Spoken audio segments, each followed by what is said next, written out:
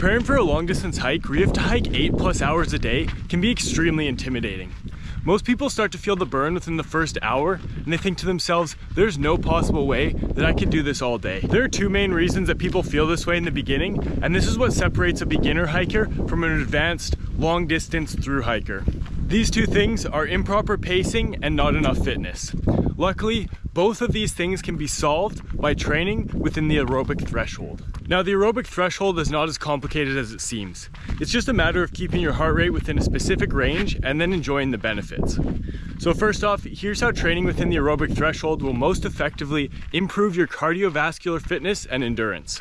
Training within the aerobic threshold is the best way to build your body's endurance because it trains your body's ability to use oxygen efficiently. This is known as training your VO2 max. When we exercise within the aerobic threshold, we work at an intensity that allows us to supply our muscles with the oxygen that they need to produce energy. This means that we are using our cardiovascular system to its fullest potential and developing our muscles' ability to use oxygen effectively. When you train this way, it improves the cardiovascular system's efficiency, which means that the heart, lungs, and blood vessels can deliver more oxygen and nutrients to the muscles more effectively. This leads to improved endurance and better overall fitness. Training within the aerobic threshold can also improve your body's ability to burn fat as fuel. Fat is a much better long-term source of fuel for your body. When you exercise at low to moderate intensities, the body primarily uses fat as a fuel source. By training within the aerobic threshold, we can improve the body's ability to burn fat efficiently, which can lead to improved body composition and increased endurance. Training within the aerobic threshold is a low impact and sustainable form of exercise. Because we are working at a moderate intensity, we can sustain this level of effort for extended periods of time without experiencing fatigue or excessive muscle damage. This means that we can continue to train within the aerobic threshold for longer durations, which can lead to improved endurance and better overall fitness. So that's how the aerobic threshold will improve your fitness. So now let's talk about pacing. The worst thing you can do when going out on a long hike is go out guns a-blazing and start out hard and fast. This will spike your heart rate right away, and within 20 minutes, you'll be looking to take a break or turn back. Instead, it's important to start off slower than your normal pace and let your body warm up.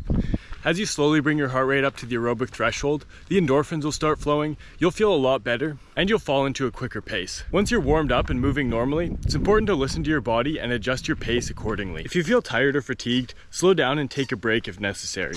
Similarly, if you feel comfortable and energized, you can increase your pace slightly. Pace is even more important if you're on uneven terrain or a steep incline. These factors will challenge you a lot more and push your heart rate out of the optimal range. Now I've talked enough about the benefits, so how do you know if you're hiking within the aerobic threshold? There's a few ways. The most accurate way is to use a heart rate monitor and keep your heart rate within a specific zone. Your heart rate should be typically between 60 to 80% of your maximum heart rate. This can be calculated by subtracting your age from 220. For example, if you're 30 years old, your maximum heart rate would be 190 beats per minute. Once you have your maximum heart rate, you can calculate your target heart rate range for aerobic exercise by multiplying your maximum heart rate range by 0.6 and 0.8. So continuing this example, if your maximum heart rate is 190, your target heart rate range for aerobic exercise would be between 114 and 152. Now, if you don't have a heart rate monitor, there's a couple other things you can do. The first thing is to maintain a conversation. At this specific heart rate, you should be able to speak full sentences without having to break for a breath. So if you're having trouble maintaining a conversation, it's a good cue to slow down for a little bit. And if you find yourself talking too much, then it might be a good cue to pick up the pace. So all I'm saying is that jet fuel does not burn hot enough to melt steel beams. And don't even get me started on Tower 7, because if you take a look at the footage of that, there is no explanation. Like, talk to any architect, they're not going to agree with that whatsoever. That doesn't make any sense. And then I'm talking about, like, how much does George Bush benefit from the whole debacle after that?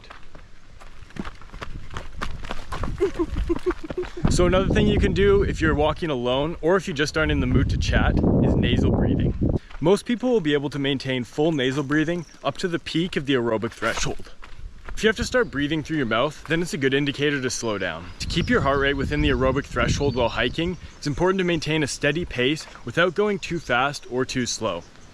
Try to maintain a steady breathing pattern and avoid talking too much or too little.